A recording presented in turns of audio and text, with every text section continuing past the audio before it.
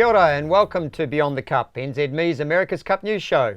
I'm Mark Orams, joined by world champion sailor Phil Robertson, and what a day it's been out there on the Waitemata Harbour as the Kiwis hit back to win race 6 after being dominated in the opening race by Luna Rossa, and now both teams are locked up at 3 wins apiece. Phil and I will take an in-depth look back at Saturday's racing shortly, but first, here's all of the news from America's Cup Race Day 3. Both dropping off the foils. Yeah, crucial time now, this last 50 seconds. So New Zealand are off the foils. Luna Rossa too, Pete, and I think this is tactical. Not a strong position, 5 seconds to go. Looks like a solid win for Luna Rossa Prada. They will fly off the line. Jimmy Spittle and Francesco Bruni have absolutely owned the start in this race 5. Yeah, currently a bigger split than Harry and the Royals, but look, I think that plays into Emirates Team New Zealand's hands as well. And Luna Rossa have maintained this advantage pretty much the entire race. Both boats went belly down, but it was the Italians who popped up first. And after that, it was curtains for Emirates Team New Zealand. Yesterday, Jimmy was asked in the press conference that winning from port was it a thing, and he said it's coincidence. You proved today you can win from starboard. Yeah, as Jimmy teaches us, it was just a coincidence. And I think we did a very good job on the start. And again, it proved to be an important part of the race. Obviously just fell off the foil above them, and thought we had a little more time to kill than we actually did, and didn't quite manage to get going again and take off. But yeah, obviously they shut down the race pretty well from there. Felt like we fought relatively hard and got close-ish at the finish, but they didn't give us too many options. It's going to be a good start for Emirates Team New Zealand. They're going to be going quick. He's going to gas it. He's going to throw shadow again here. Peter Burling. Are they going to be right on time? They've still got a little bit of time to kill, but they're going to hit the line. 2, 1, and they are going to turn up now, and they are away. Great start by the Kiwis. 240 metres now the lead for Emirates Team New Zealand, and they are gaining. And they're off the foils. This is a huge advantage for Emirates Team New Zealand.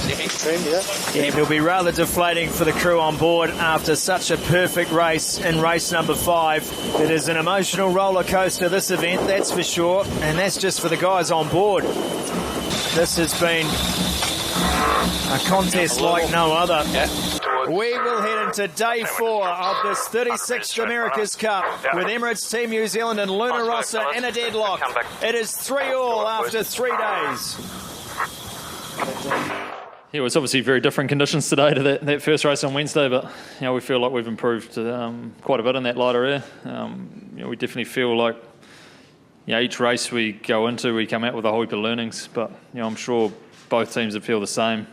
We haven't sailed these boats or raced these boats for a very long period of time, so every situation and each different breeze is slightly different. So it's really about learning as quick as you can, and we've definitely got a amazing group. A lot of the racing we did in the Prada Cup, that was quite different to this. We're dealing with a different boat, different team. We're dealing with a defender who is the best in the world. And it's a fascinating time. It's definitely every day you go out there and every start, every race you do, you just learn so much. You could honestly have a day off after every race just to try and get through a lot of the lessons and all the data. So, it's a fascinating time. It's pretty cool. So with 6 races now completed in the 36th America's Cup and the best of 13 race series, Emirates Team New Zealand and Luna Rossa Prada Pirelli are still tied, now at 3 wins each, inseparable after the opening 3 days of racing. So Phil, a day of contrasting emotions, bit of a roller coaster ride out there depending on whether you're a Kiwi fan or an Italian fan. It was up and down. How did you get through today, okay? Mate, emotional roller coaster. It's quite tough, quite nasty to be watching that sort of style of racing, I guess. But look, 3 wins apiece. From a racing point of view, we want a competition. What more could you wish for? The boys are still finding their feet, I think, finding their momentum in the starts. You know, that's the talking point, isn't it? What do you reckon? Yeah, I think that the big thing that I've got out of this is that I don't think we've had an America's Cup throughout history where we've ended up with ties after the first 3 days, inseparable between the two teams. So we've got some advantages and disadvantages to each at the moment that we're starting to see emerge, but they're close enough that whoever wins the start can still dominate. So that's a very clear pattern.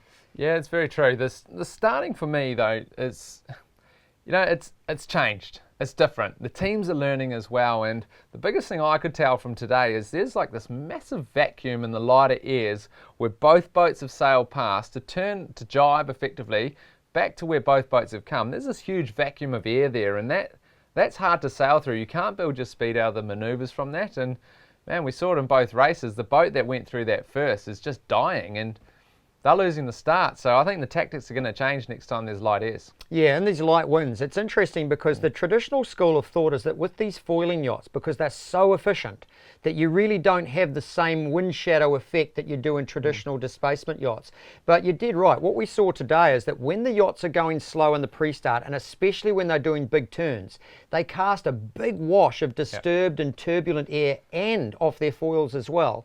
And so what we see from that is that the boat that ends up in that wash, the wind wash and also the foil wash, is really struggling. Yeah, oh, 100%. You saw it in the bottom marks as well when Emirates Team New Zealand was behind. They were still trying to wash Luna Rossa Prada when they went round the bottom marks by coming past them and sailing over top of them and taking their wind. So that's a big factor, especially as the wind gets lighter. As it gets windier though, I think that changes a lot. But yeah, for me the starting is just almost everything. And another takeaway, I'm not sure what you were seeing, but in my eyes I saw that when Emirates Team New Zealand got ahead, they extended. When Luna Rossa was ahead, the Kiwis kept it close. Yeah, well, if we look back at race one, I think it was really interesting. Obviously, the pre-start was really key there, and the Kiwis got really slow, and with their thinner foils, they really struggled to stay up on the foils, and that just handed that race to Luna Rossa right there off the start.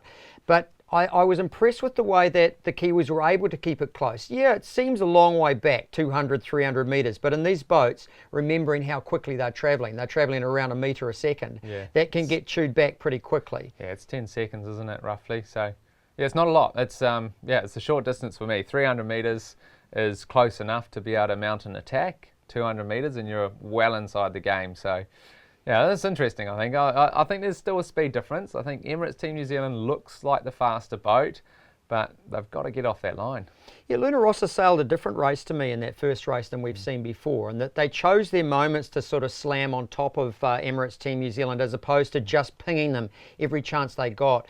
And in contrast to my predictions, where I thought on the racetrack today that the right side would be strong, in actual fact, Luna Rossa picked the left side in that first race, and they kept pinging the Kiwis back out to the right side boundary. So what do you think happened there? Why was the left side something that appeared strong, certainly in the first race today? You know, it's quite tricky on that course. I think you've got, obviously, Rangitoto Island has a big effect on the breeze there, and depending on where they are, one side or the other is actually quite favoured on that course. So they were obviously pretty certain that the left was good. They were sort of tacking on them and bouncing Emirates Team New Zealand to the right every time, but they didn't seem to gain anything. And usually when you're in front and you're controlling your opponent, you're always trying to make a gain. Every time you tack on them, you want to be sending them to the wrong side of the racetrack, but they kept it in the game. So I wonder if the right was actually favoured.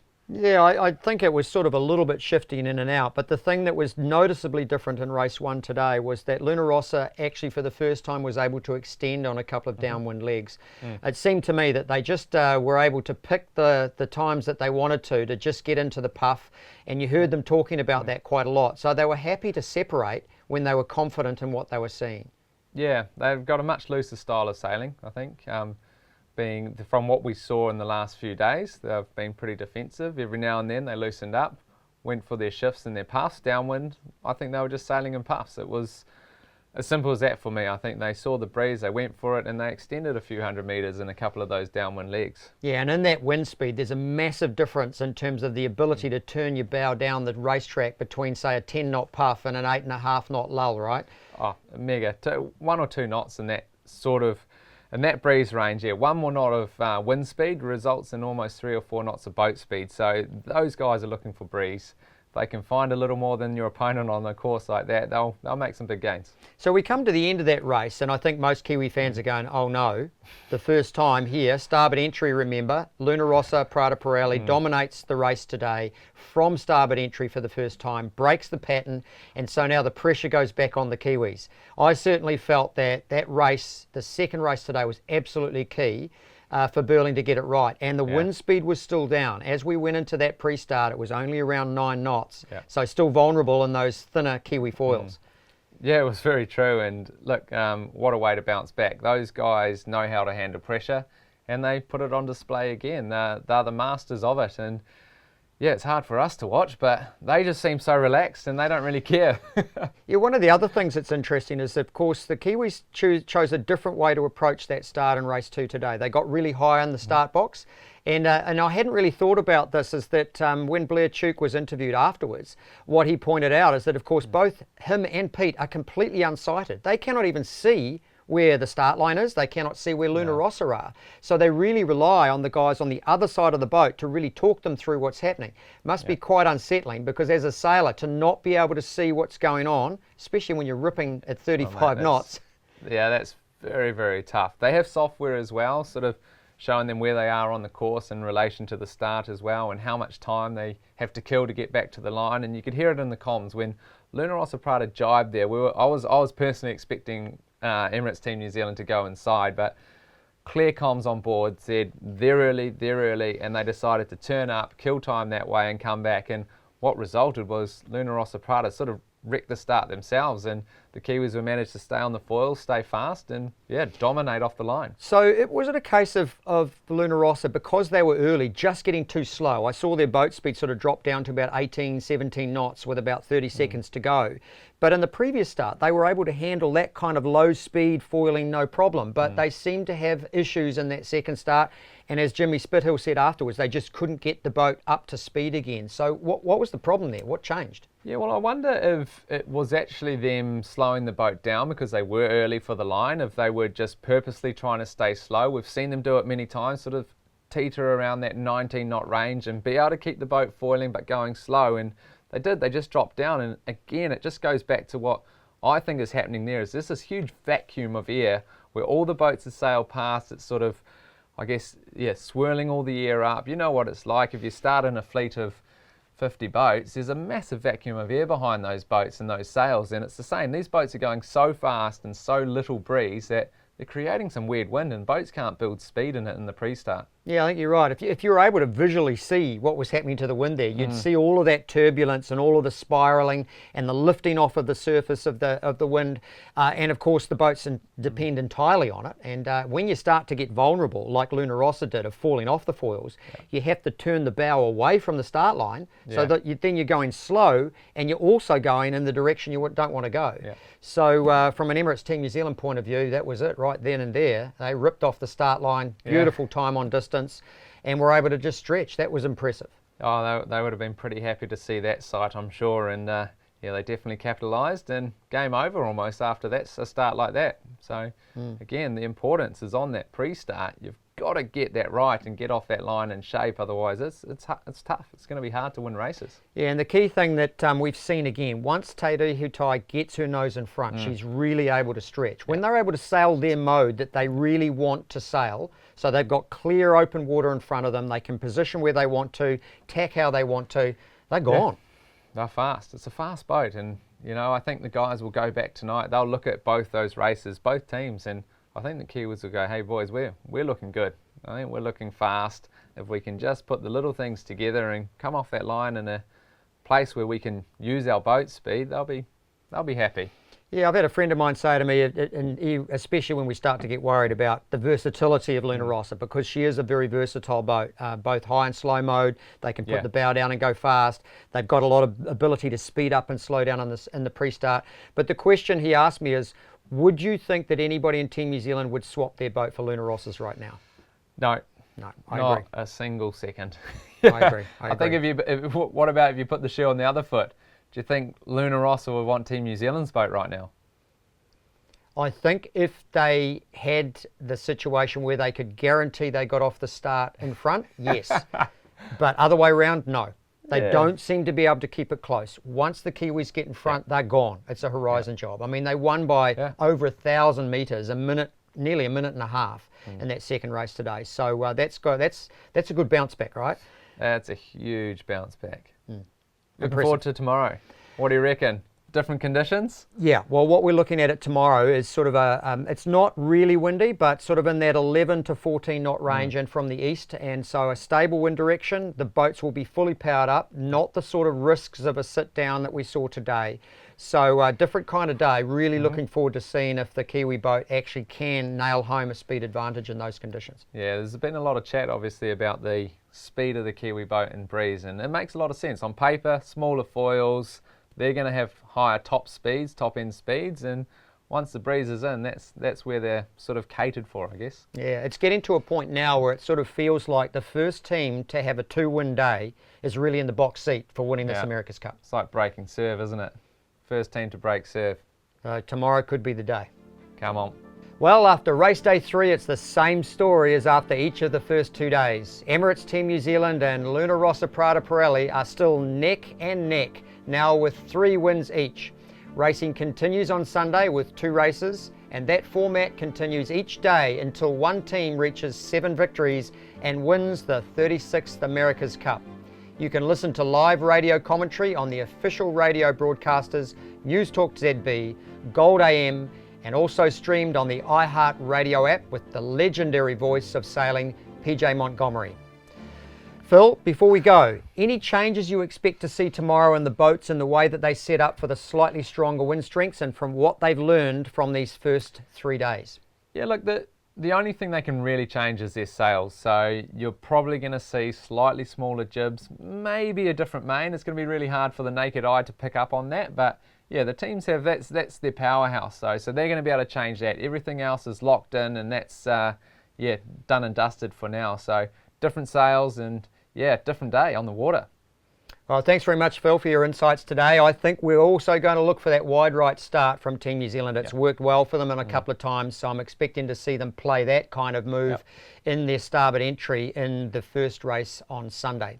On behalf of World Champion Sailor Phil Robertson, I'm Mark Orams, and we've been delighted to bring you another episode of Beyond the Cup, your America's Cup news show.